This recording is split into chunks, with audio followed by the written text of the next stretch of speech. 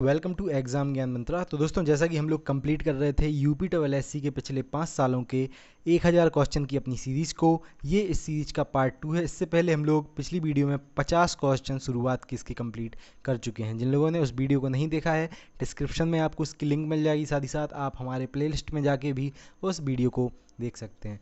चलिए दोस्तों, स्टार्ट करते हैं।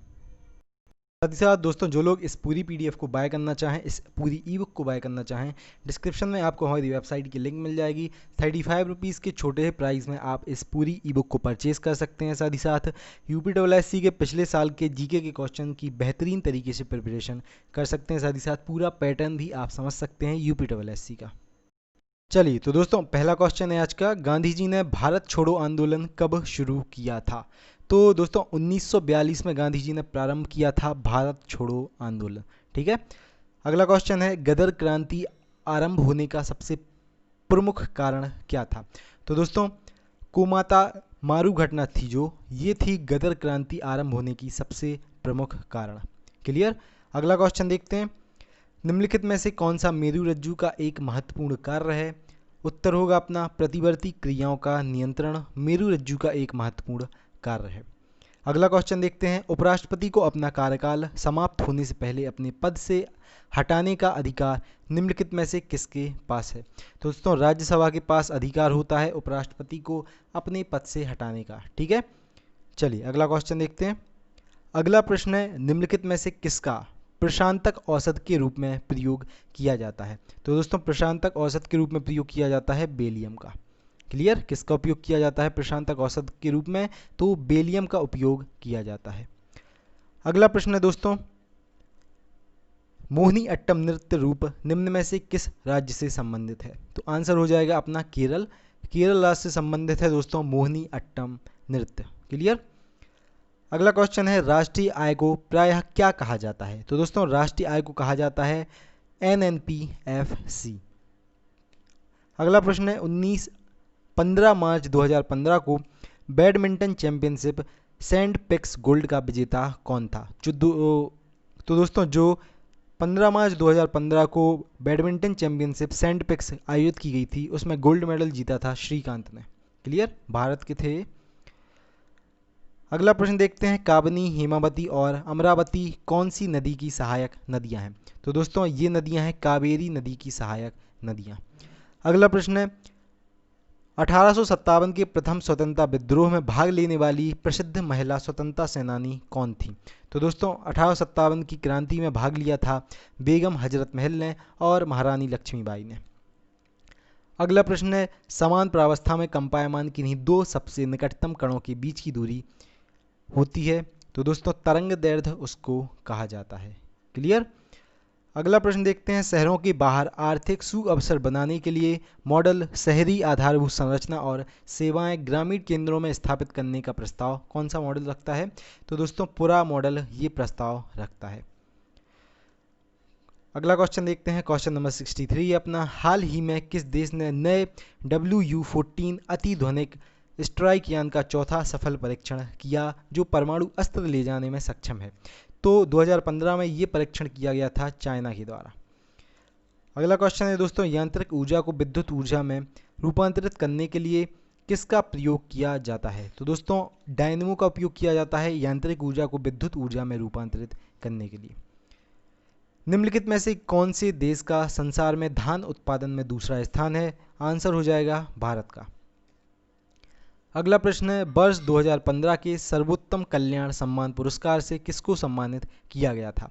तो दोस्तों, national union of seafarer of India, ठीक है, इसको सम्मानित किया गया था वर्ष 2015 में सर्वोत्तम कल्याण सम्मान पुरस्कार से। चलिए अगला क्वेश्चन देखते हैं।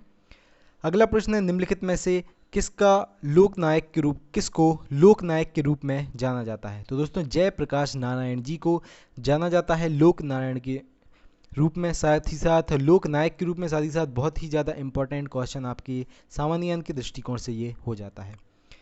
अगला प्रश्न देखते हैं, भारत की लगभग आधी जनसंख्या मात्र 5 राज्य में निवास करती है। निम्नलिखित में से कौन सा इन 5 धनी जनसंख्या राज्य में शामिल नहीं है? तो दोस्तों, केरल। क्लियर। जो ऑप्शन दिए गए होंगे उनमें केरल इसका उत्तर था। अगला क्वेश्चन देखते हैं दोस्तों, निम्नलिखित में से कौन अवध के कृषक आंदोलन का नेता था? तो दोस्तों बाबा रामचंद्र ये थे अवध के कृषक आंदोलन के नेता। अगला प्रश्न देखते हैं, निम्नलिखित में से कौन वर्तमान 2015 में विश्व बैंक का अध्यक्ष था? तो दोस्तों जिम योंग किम। ठीक है, जब ये पेपर कंप्लीट कराया गया था उस टाइम जिम योंग किम ये थे वर्ल्ड बैंक के अध्यक्ष। अगला प्रश्न है, मशरूम किसके उदाहरण हैं? तो दोस्तों कवक के उदाहरण होते हैं मशरूम। अगला क्वेश्चन देखते हैं, दिल्ली मेट्रो को अपनी प्रथम ड्राइवर रहित रेलगाड़ी किस देश से प्राप्त हुई थी? तो दक्षिण कोरिया से प्राप्त हुई थी दिल्ली मेट्रो को अपनी प्रथम ड्राइवर रहित रेलगाड़ी। अगला क्वेश्चन देखते हैं, भारत में पंचायती राज स्थापित करने वाले प्रथम 2 राज्य कौन से थे? तो राजस्थान और आंध्र प्रदेश में सबसे पहले पंचायती राज स्थापित किया गया था। जो हम लोगों ने ग्राम समाज विकास और ग्रामीण जानकारी के कोर्स प्रिपेयर किए हैं, आप उनको डिस्क्रिप्शन से बाय कर सकते हैं, डिस्क्रिप्शन में उनकी आपको लिंक मिल जाएगी। पूरा आपका ग्राम समाज विकास और ग्रामीण जानकारी हम लोगों ने कंप्लीट किया था। चलिए अगला क्वेश्चन देखते हैं, पृथ्वी के धरातल का कितना प्रतिशत भाग भारत ने घेरा हुआ है? तो दोस्तों ये भाग होता है 2.4%, यानी कि 2.4% भाग। अगला क्वेश्चन है, अशोक के आक्रमण के दौरान कलिंग की राजधानी कौन सी थी? तो दोस्तों जब अशोक ने 261 ईसा पूर्व, ठीक है, अशोक ने कलिंग पर कब अटैक किया था, आक्रमण किया था? 261 ईसा पूर्व अशोक ने आक्रमण किया था। उस समय कलिंग की राजधानी थी दोस्तों तौशाली, और उस समय कलिंग के राजा थे खारवेल। ठीक है, कौन थे कलिंग के राजा? खारवेल। अगला क्वेश्चन देखते हैं, कौन सी उपभाषा राज्य के पश्चिमी भागों रोहेलखंड और ऊपरी दोआब में बोली जाती है? तो दोस्तों उत्तर प्रदेश के बारे में बात की जा रही है, तो खड़ी बोली बोली जाती है। क्लियर।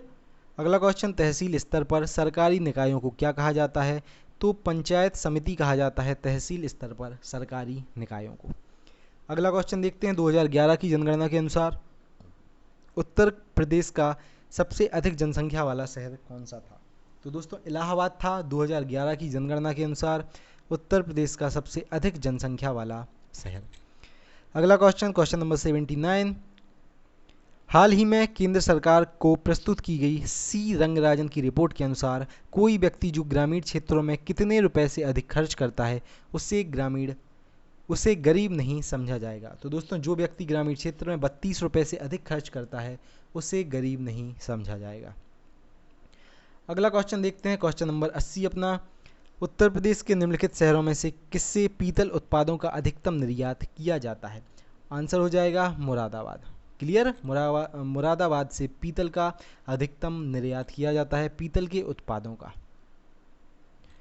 अगला प्रश्न देखते हैं, क्वेश्चन नंबर 81 है अपना, उत्तर प्रदेश कितने जिलों में विभाजित है? तो दोस्तों उत्तर प्रदेश में 75 जिले हैं। साथ ही साथ मंडलों के बारे में बात की जाए तो 18 मंडल हैं। अगला प्रश्न है, अंबेडकर विशेष रोजगार योजना के अंतर्गत परियोजना की लागत, इकाई लागत कितने से कम नहीं होनी चाहिए? तो दोस्तों 50,000 रुपये से कम नहीं होनी चाहिए परियोजना की इकाई लागत। अगला क्वेश्चन देखते हैं, यहाँ पर एक खाली स्थान दिया गया है, सुल्तानपुर ने सामाजिक वानिकी योजना की कुशल कार्य प्रणाली के लिए केंद्रीकृत डेटाबेस की समस्या का समाधान करने की पहल की है। तो दोस्तों राष्ट्रीय सूचना केंद्र। ठीक है। अगला क्वेश्चन है, उत्तर मध्य रेलवे का मुख्यालय कहाँ पर स्थित है? आंसर हो जाएगा इलाहाबाद में स्थित है उत्तर मध्य रेलवे का मुख्यालय। अगला प्रश्न देखते हैं, भारत में स्थित किस शहर को विश्व का सबसे पुराना स्थल माना जाता है? आप सभी को ये पता होगा, वाराणसी है दोस्तों विश्व का सबसे पुराना स्थल। ठीक है, साथ ही साथ विश्व का सबसे पुराना शहर। चमड़े की वस्तुओं के लिए प्रसिद्ध जिले कौन से हैं? तो उत्तर प्रदेश में आगरा और कानपुर है चमड़े के लिए सबसे अधिक प्रसिद्ध जिले हैं। अगला क्वेश्चन देखते हैं, इंदिरा आवास योजना जो एक केंद्र समर्थित योजना है का राज्य सरकार के साथ लागत विभाजन अनुपात क्या है? तो दोस्तों इंदिरा आवास योजना के अंतर्गत 75% भाग केंद्र सरकार खर्च करती है, जबकि 25% भाग राज्य सरकार खर्च करती है। अगला प्रश्न है, भू कृषि का रिकॉर्ड कौन सा होता है? तो गिरदावरी होता है दोस्तों भू कृषि का रिकॉर्ड। अगला प्रश्न देखते हैं, एक बिस्वा का 1 बीघा से क्या अनुपात होता है? तो दोस्तों ये अनुपात होता है 1:20। क्लियर। अगला क्वेश्चन, 1 एकड़ कितने वर्ग गज के बराबर होता है? तो 1 एकड़ में होते हैं दोस्तों 4840 वर्ग गज। नेक्स्ट क्वेश्चन देखते हैं, नरेगा NREGP का पूर्ण रूप क्या है? तो दोस्तों national rural employment guarantee programme इसका पूर्ण रूप है, यानी कि राष्ट्रीय ग्रामीण रोजगार गारंटी अधिनियम। अगला क्वेश्चन देखते हैं। जिला अस्पताल के लिए भारतीय लोक स्वास्थ्य मानकों के अनुसार 10 लाख जनसंख्या वाले प्रत्येक जिले में कम से कम कितने बिस्तर होने आवश्यक हैं? तो दोस्तों आंसर हो जाएगा कम से कम 300 बिस्तर। ठीक है, जिस जिले की आबादी 10 लाख है उसके जो जिला अस्पताल होते हैं उसमें कम से कम 300 बेड वाले अस्पताल होने चाहिए। ठीक है, 300 बेड की सुविधा होनी चाहिए। अगला प्रश्न देखते हैं। घरेलू व्यक्तिगत और सौर जल हीटर के लिए आर्थिक सहायता योजना के अंतर्गत उत्तर प्रदेश राज्य में क्या प्रोत्साहन दिया जाता है? तो दोस्तों प्रोत्साहन के अंतर्गत छूट दी जाती है। अगला प्रश्न देखते हैं। उत्तर प्रदेश का प्रमुख व्यावसायिक फसल क्या है? तो गन्ना उत्तर प्रदेश की सबसे प्रमुख व्यावसायिक फसल है। साथ ही साथ चीनी मिलें उत्तर प्रदेश में सबसे अधिक मात्रा में पाई जाती हैं। एक ग्राम पंचायत में ग्राम के चुने हुए कितने सदस्य होते हैं? ठीक है, यहाँ ग्राम पंचायत लिखा होगा। ठीक है, कितने सदस्य होते हैं चुने हुए, जिन्हें पंच कहा जाता है? तो दोस्तों 7 से 17 सदस्य चुने जाते हैं। अगला क्वेश्चन देखते हैं। उत्तर प्रदेश के उच्च न्यायालय के मुख्य न्यायाधीश के रूप में नियुक्ति कौन करता है? तो दोस्तों मुख्य न्यायाधीश की नियुक्ति करते हैं भारत के राष्ट्रपति। अगला प्रश्न है। उत्तर प्रदेश में एक वर्ष में न्यूनतम कितनी ग्राम सभा की बैठक होनी आवश्यक होती हैं?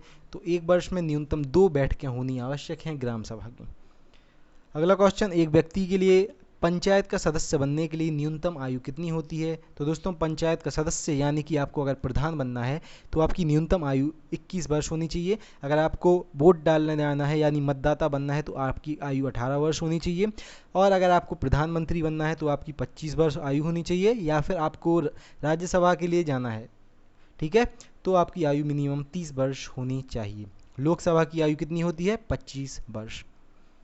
क्लियर? अब लोकसभा की आयु मत समझ लेना, मतलब कि किसी व्यक्ति की अगर आयु 25 वर्ष है तो लोकसभा का वो चुनाव लड़ सकता है। सेकंड लास्ट क्वेश्चन है। मिड डे मील कार्यक्रम के अंतर्गत विद्यालय स्तर पर बच्चों के न्यूनतम भार की प्रतिशतता का आकलन किस आवृत्ति पर किया जाना चाहिए? तो अर्धवार्षिक आवृत्ति पर, यानी 6 माह में। ठीक है,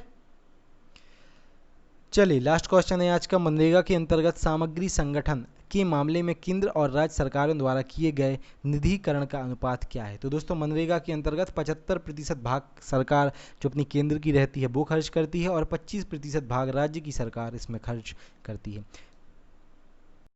तो दोस्तों ये थे UPSSC के पिछले 5 सालों के हम लोगों ने 50 क्वेश्चन लिए थे। जो लोग इस पूरी ई बुक को बाय करना चाहें जिसमें 1000 क्वेश्चन दिए गए हैं UPSSC के पिछले 5 सालों के, तो डिस्क्रिप्शन में आपको हमारी वेबसाइट की लिंक मिल जाएगी।